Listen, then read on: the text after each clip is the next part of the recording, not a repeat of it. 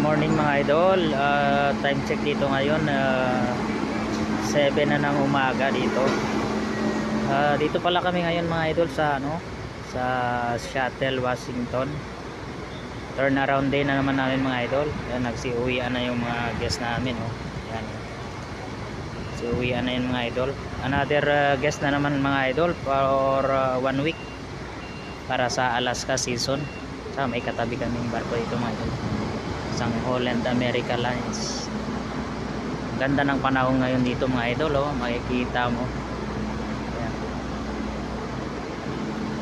Nagpa-fog dito ngayon mga idol, oh. Ayan, makikita mo yung fog sa labas, oh. Dito pala yan sa Seattle, Washington, USA mga idol. Makikita mo yung fog. Okay mga idol, thanks for watching.